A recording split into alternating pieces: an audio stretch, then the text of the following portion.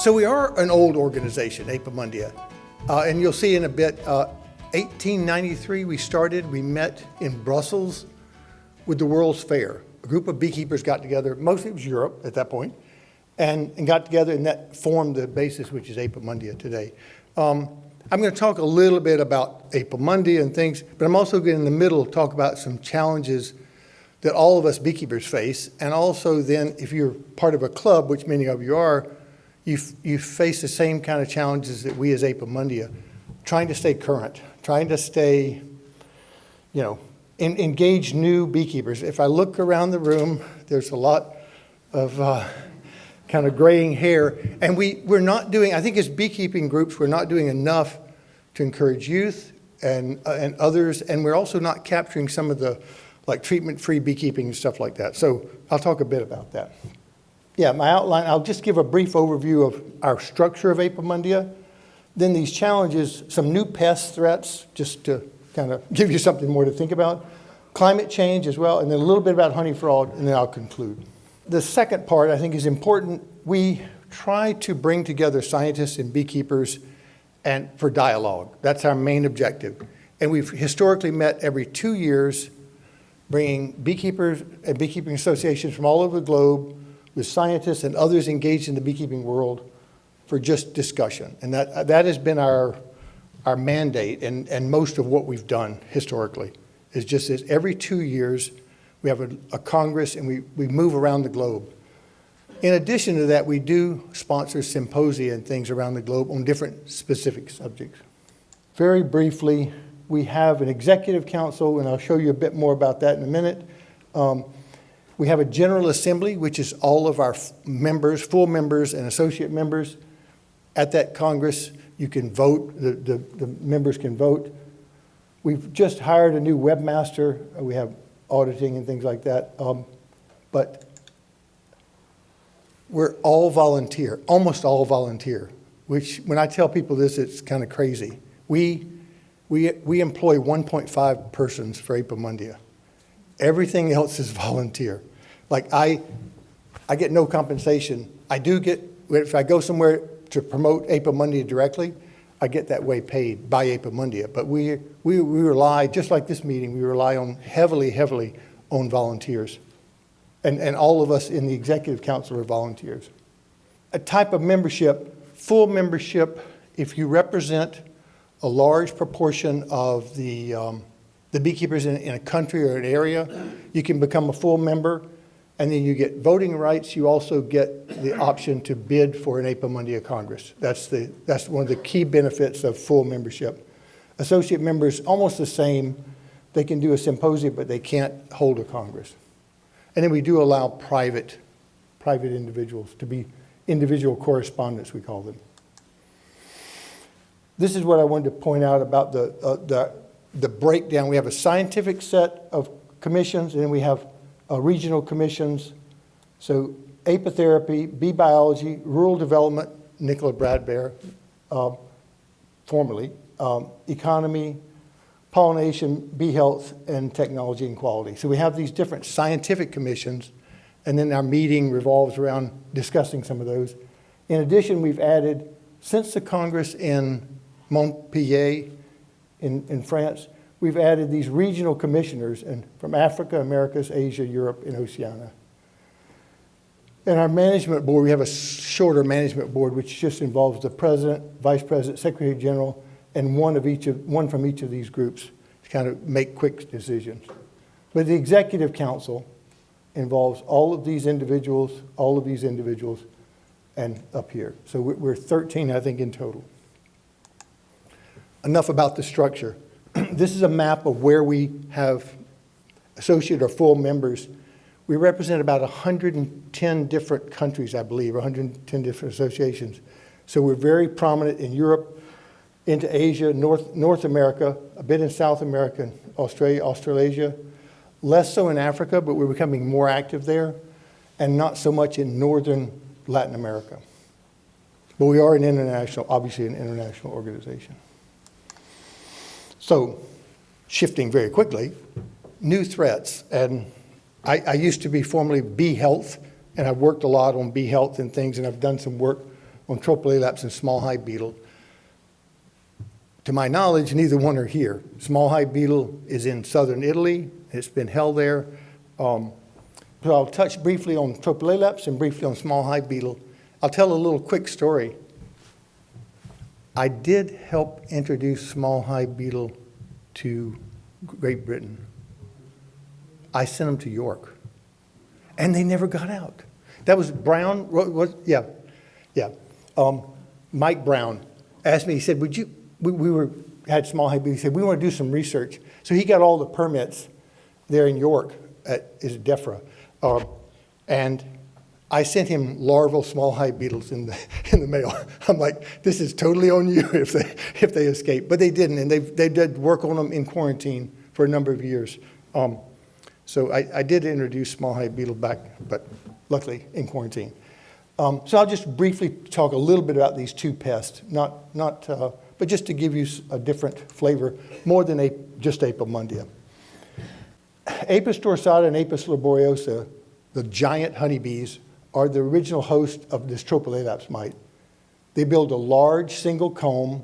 It can be a meter and a half across, and the bees themselves are much larger, giant honeybees.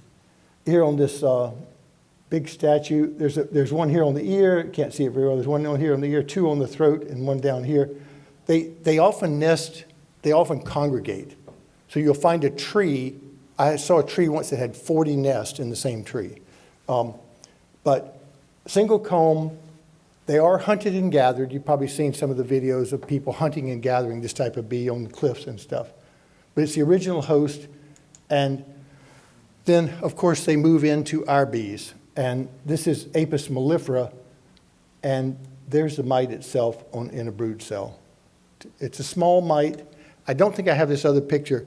It's about the third the size of varroa. So you can see it with the naked eye, but it moves very fast, and so it's the movement that you normally detect. They need brood, just like varroa, they need brood to survive and to reproduce. This is the known distribution. They're all over Asia. One report from Africa and one report from Tasmania, and those are probably not true reports. They probably are false because they've never seen those mites again. So they're restricted to Southeast Asia.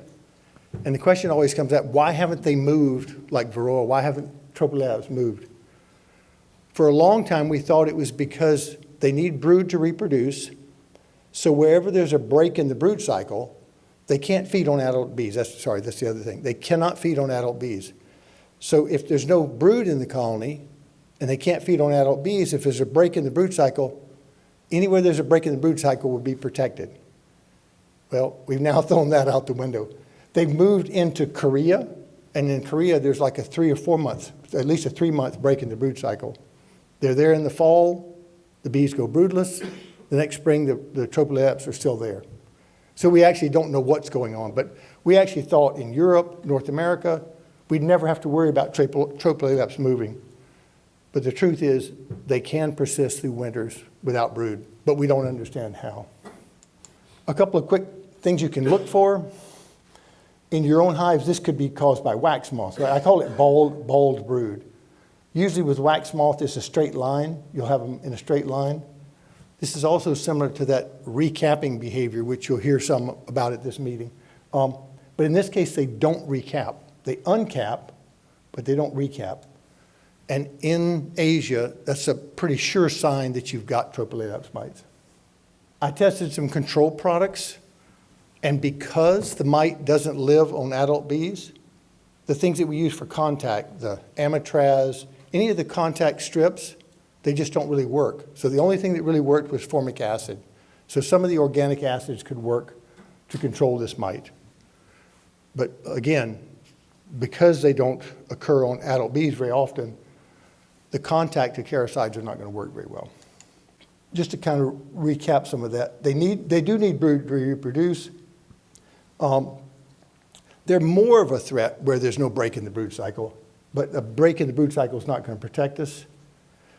Importantly, like beekeepers in Thailand and Asia, they treat for Tropicolaps and they don't worry about varroa.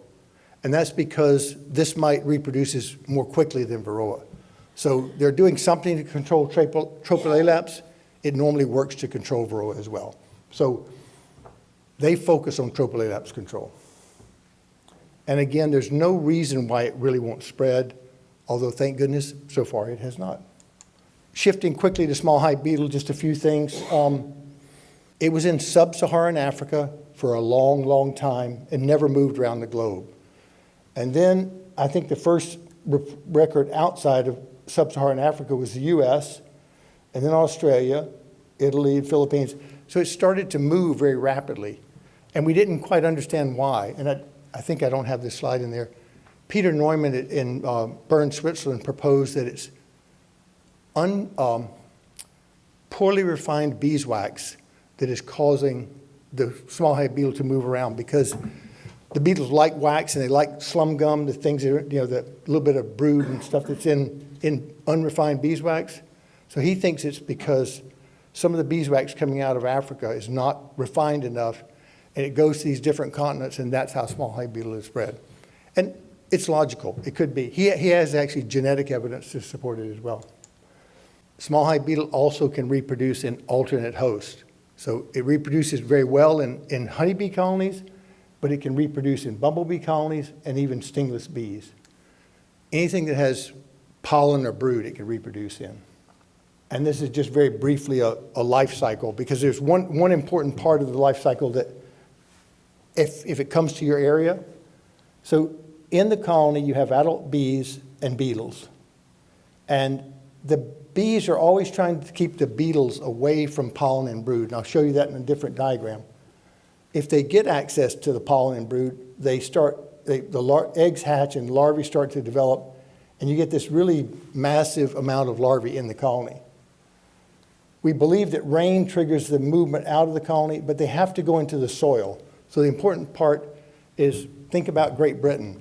So they're in the colony, but they have to go into the soil to reproduce, and soil temperature is critical. So I'll say a little bit about that, but they're more of a problem where soil temperatures are higher and where there's more soil moisture. They move into the soil.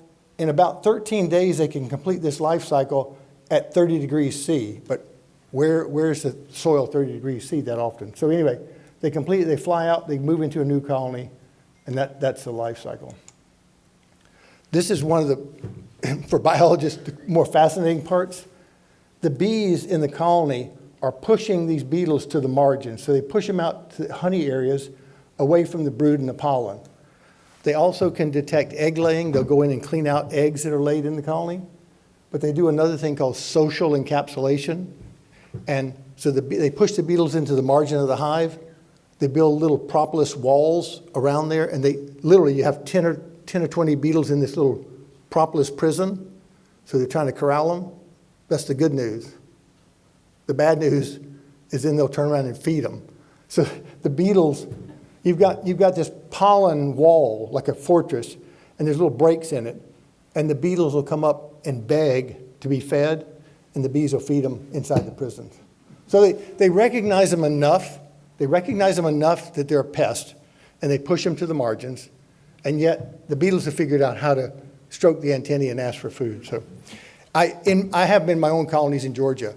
So as soon as I open the lid, I break the propolis partitions. There are the beetles, and I use a hive tool and quickly, kill as many as I can. But you'll find them in the margins of the hive in these little propolis prisons. So it's from a biology standpoint, it's pretty fascinating. As a beekeeper, it's not so fascinating. Just really briefly, below 10 degrees C, if the soil temperature is below 10 degrees C, the larvae just can't develop. At 20 degrees C, you only get about 50% of the larvae that go into the soil to emerge. So at 20 degrees soil temperature, you only have about 50% success. At 30 degrees soil temperature, you have 100% success. So the warmer the soil, the better they can develop. They obviously prefer light soil, sand, or loam. As you move into harder and harder soil, they don't do as well. And lastly, they like a moisture in the mid-range. If it's too dry, they really can't develop. And if it's really wet, soggy soil, they don't develop as well. So in the US, It's the southeast where it's warm and moist. But if you think about California and the desert west, they're not much of a problem. It's hot, but it's too dry. So how do we deal with them?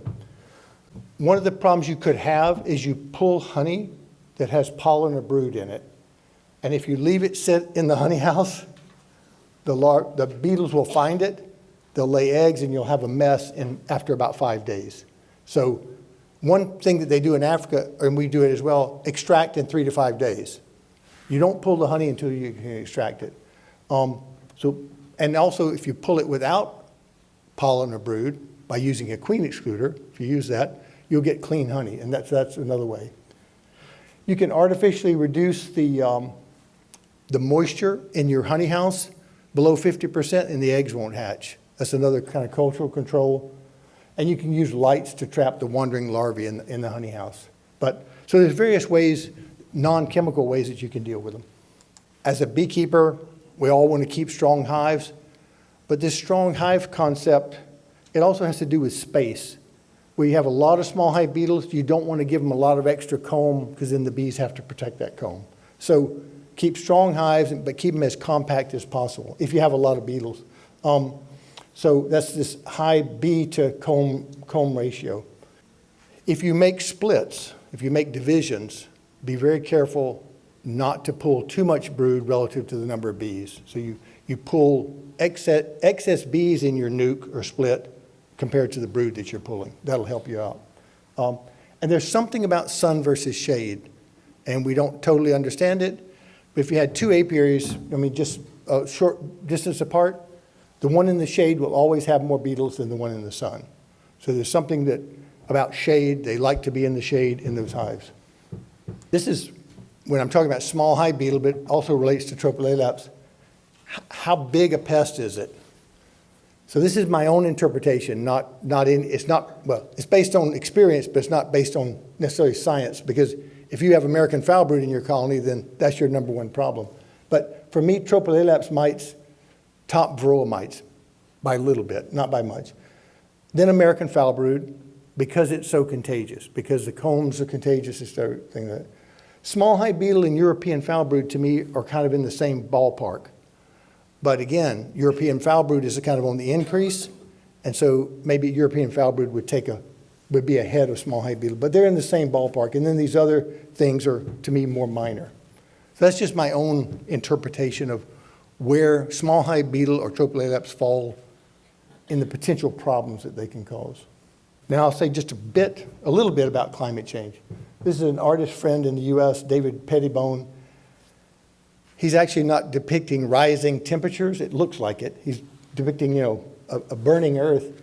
He's actually burning these colonies because of American foul brood, like beekeeper who has a severe problem and they have to burn all their hives. But we know that climate change, increased temperatures, increased rainfall, et cetera, et cetera. So I'll just touch briefly on a few things that climate change is forcing us to adapt to. And one of them is there could be an issue with rising CO2 levels and pollen quality. And I was involved in a study that looked at this. And we knew from human nutrition that certain fruits and vegetables with rising CO2 had a few less nutrients. And the question was, well, could that same thing be true for the pollen that bees are feeding on?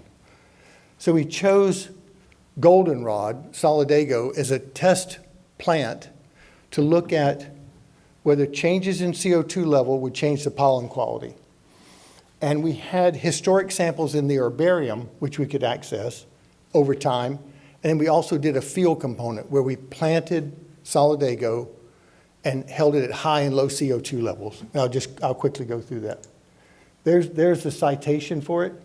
And we did see a change. We saw a change in pollen, the amount of protein in pollen with rising CO2.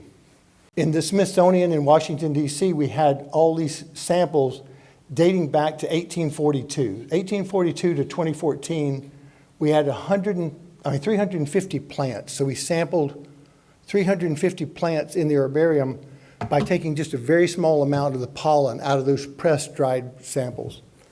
And so we looked at the protein content of those. At the same time, over a 2-year period, we planted solidago, goldenrod, in these tunnels with high CO2 going to low CO2. So we have an experimental part and we have this historic part. And I'll show you just the historic part. This is estimated protein, the percent protein, from 10% up to 18%. And this is the 1840s to about 1900. We have a lot of samples. Protein amount in the solidago pollen was about 18%. But look at over time what happens. It starts to really drop. It drops to about 12%. And this is the atmospheric CO2 that's recorded over that same time period. So CO2 levels are going up. Protein in solidago is going down. So this is the herbarium samples. In the ones that we grew, we saw the same trend. So we artificially had high and low CO2 levels, and I don't show you that, but we saw the same downward trend. What's important is this reduction was almost a 30% reduction in protein in that one plant. Now, could it be happening with other plants? There's no reason to think it couldn't. So our bees are out there feeding on all different types of pollen. And if this trend holds true, then all of the pollen that's out there, the bees could be getting less and less nutrition from even the diverse pollen. We don't know. We just chose solidago because it's an important fall plant, building winter bees in North America, so that they rely on solidago. But in reality, it could be happening with other plants. And I haven't seen any more follow-up work on this yet. But it's just something that we need to be aware of. So that's one very focused thing about climate change. If we look at other things, you can think about forest fires in Australia, drying area, desertification, drying areas with less rainfall.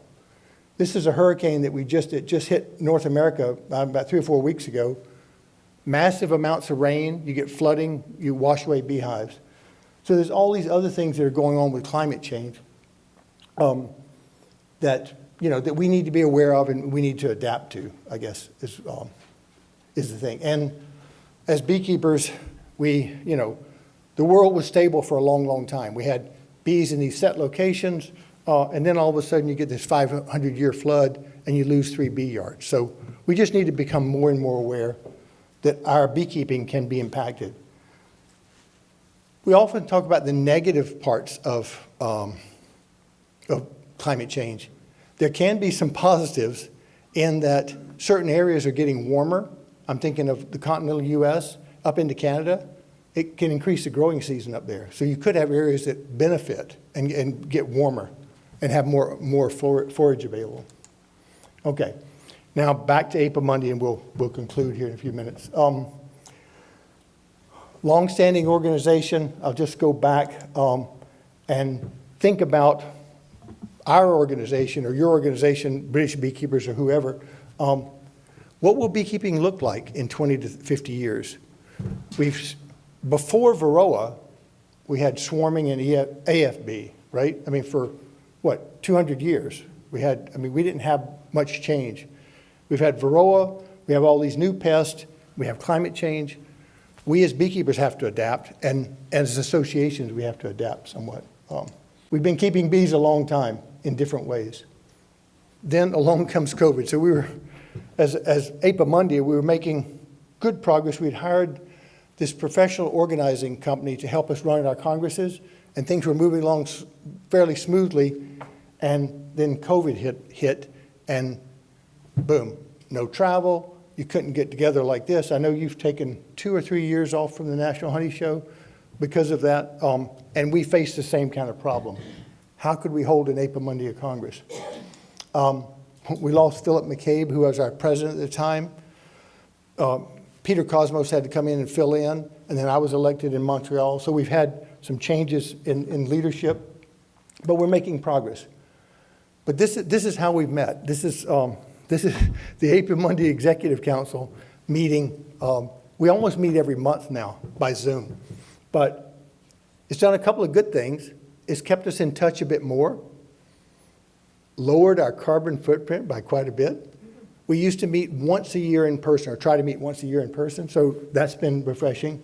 And I will point out, this is one of the members of this CONMARC group that works with us now as professional Congress organizers.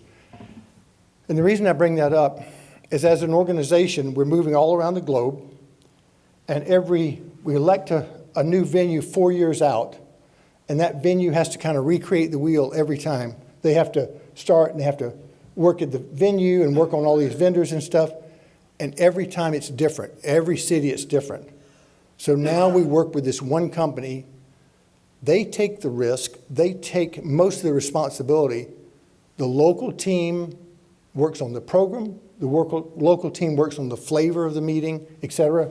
We work on the scientific part, but it's this Congress organizer that helps take a lot of that off our plate, and it's been really refreshing. So that's been a big plus. Oh, I said I'd say something about honey fraud. Milk is the number one thing that's adulterated. Olive oil, and then honey. Yeah, milk. Really? I'm always shocked by that. With olive oil, it's walnut oil. They add walnut oil. And with honey, they add everything, rice syrup, whatever. But we are on the radar of big groups. And we've been working as Apimondia. We have a honey fraud statement that's in, I think, its third iteration or second iteration. We've been working with Interpol and Codex to try to make sure that our honey definition is accurate. As individual beekeepers, though, the best thing we can do is educate our local public to buy local and stuff like that. So there is a lot of education that can help in this realm. We're working also with testing laboratories and things like that. You're never going to keep testing to catch all the fraud because, I mean, it's just, they'll always be one step ahead. And it's greed that's driving this. But the public has a huge perception of honey as a very pure product. And then when they hear that, oh, it could be adulterated, it really hurts, the image that we're trying to project. So we all have to do our part on this. The image of honey as a natural food is really strong. And we will keep working to protect that. So very briefly, we started 1893 in Belgium. And I want you to notice some of the faces here. There's some things that are missing. It's all male. In this picture, there's only 2 females.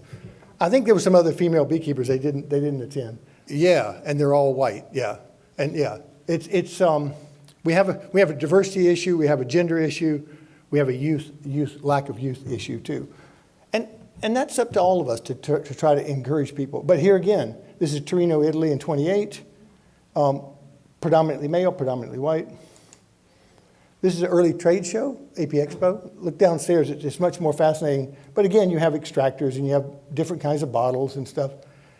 I have to take a moment to say something about just about beekeeping in general. When you walk through that trade show, or you as a beekeeper, we're very inventive people and we like to tinker and change.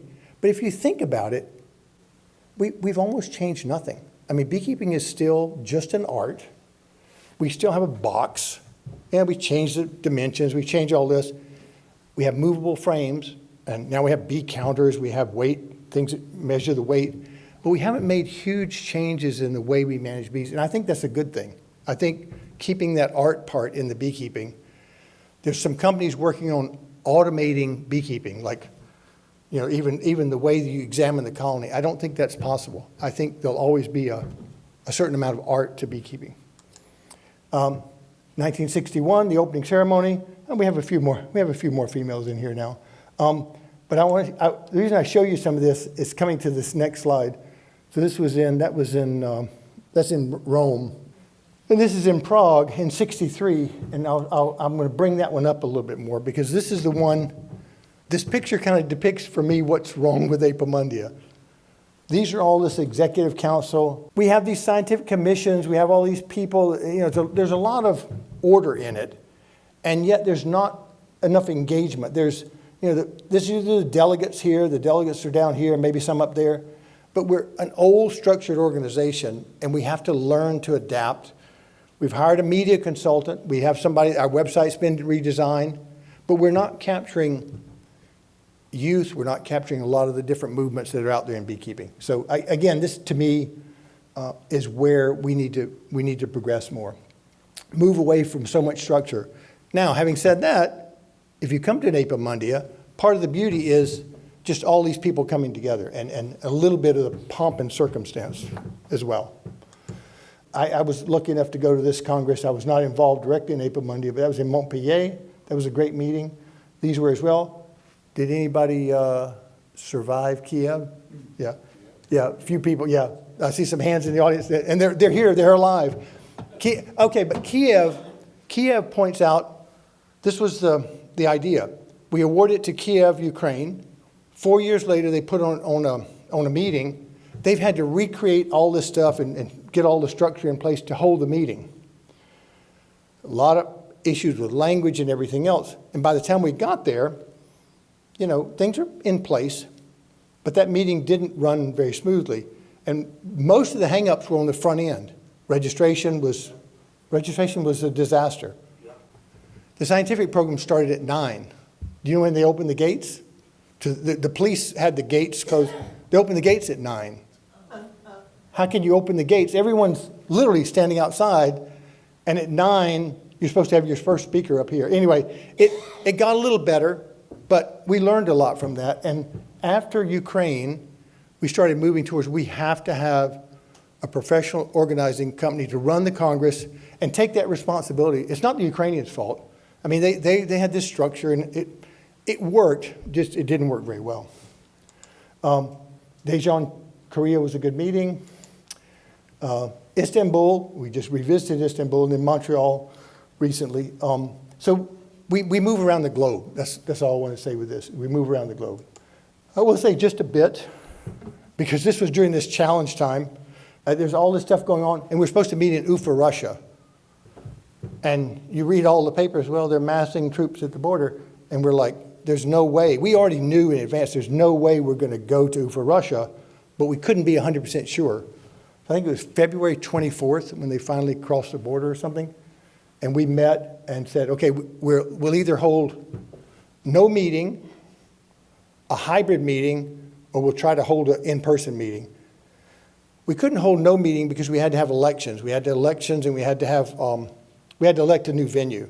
And so we thought about a hybrid. Anyway, the only way we could have an in-person, we thought, was to work somewhere we'd already been before and where we could do the meeting efficiently. And that was in Istanbul. So we had that meeting, not too many months ago, and we had almost 4,000 attendants, so it was successful.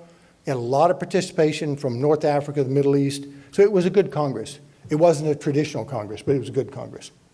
And our things were bees unite the world as best they can.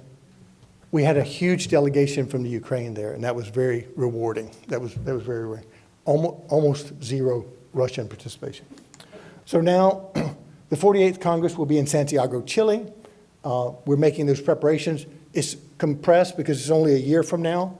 Oh yeah, we're always looking at different fundraising ideas, like how to fundraise. But this was not very successful. But we're an all-volunteer organization.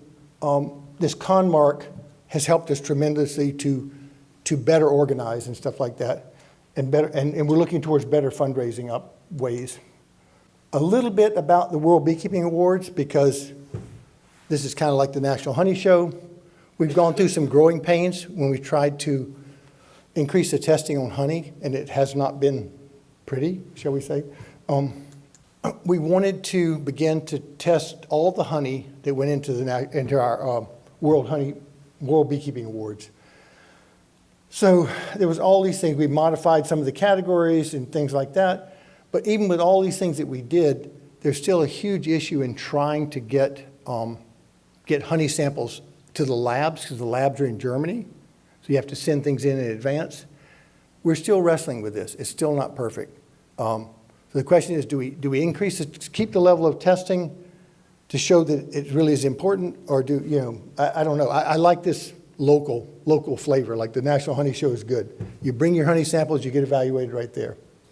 In what we just met, we sent all the samples to Carey in Belgium, to that lab, and they then sent them out for testing. They sent them out to different groups of taste testings around the globe. So it wasn't just biased, it wasn't just in Europe. And then these were the countries of origin for the honey samples that we got in, quite a few different ones. This is a plug for my own honey, Chesapeake honey. But I sell out every year. I don't even have enough to supply my local farmer's market. What I did want to point out, so, you've got these different specialty honeys, 72 are multifloral and 64 monofloral. I wanted to brag about one that came in, Tupelo. Do you know where Tupelo honey comes from? It comes from my home state of Georgia. So it's, and Van Morrison wrote a beautiful song about it, Tupelo honey. I pointed out because Etienne, who was running the lab, he goes, we don't have anybody that can taste Tupelo honey. We don't know what it tastes like. It's a beautiful honey. I'll bring some to Nicola's thing on Friday night. It's just a unique honey. Has a really high fructose level, and it never crystallizes. It gets darker and darker. But, I guess I wanted to point out that also if you had to have one award, it would win the award for best honey in the world. But yeah, that's just because I'm biased. It's a unique honey. Anyway, so I'm closing out, I promise. So Apimondia is trying to bring people together of all different languages. We get together and you have some language issues. We usually translate into 3 or 4 languages in the sessions. But the beauty of it is that we all speak bees. So even if you meet somebody from Vietnam or from Korea or Russia, wherever, you start to interact and you can speak bees. It's a beautiful common language that we all share.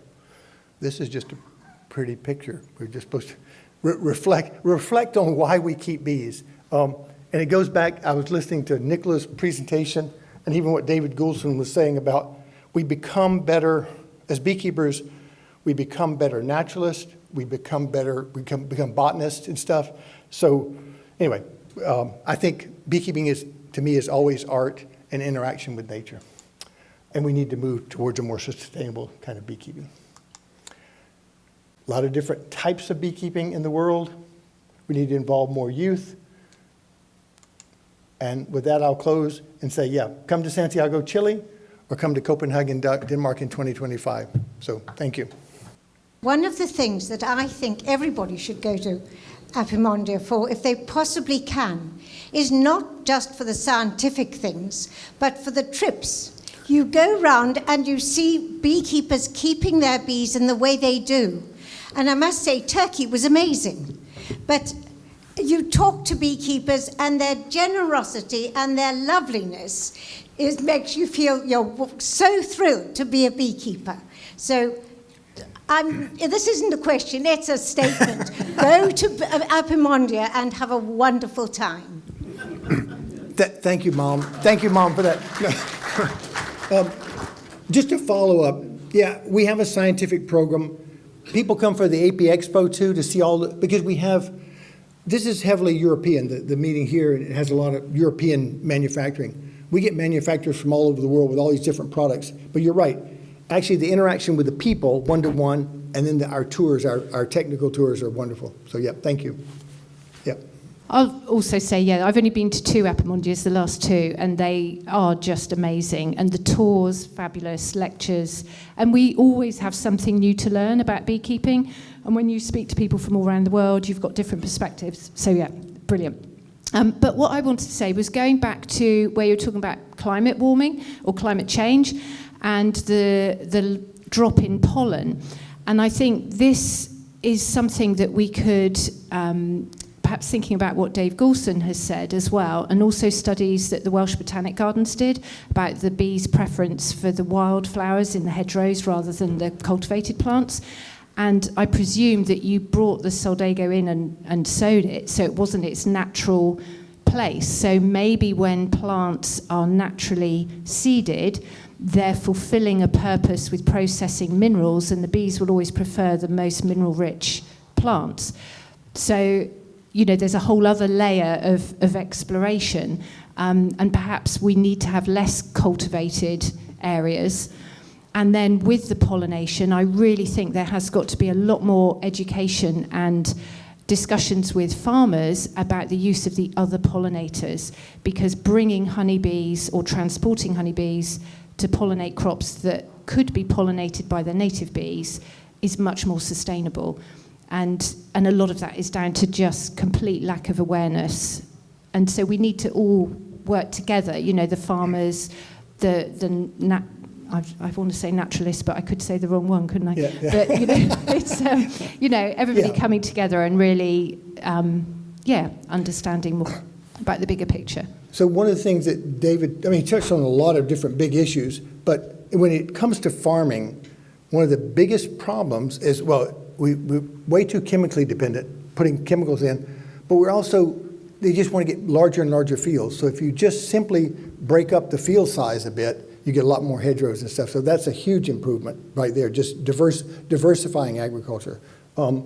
And yeah, I don't know, the Solidago is native to the areas that we grew it. So it was native, but we did plant it in a field. So I can't really address that. What I'm concerned about is if it's happening a lot with other plants, then we just need more and more of these backyard gardens. We need more and more diversity out there. So yeah.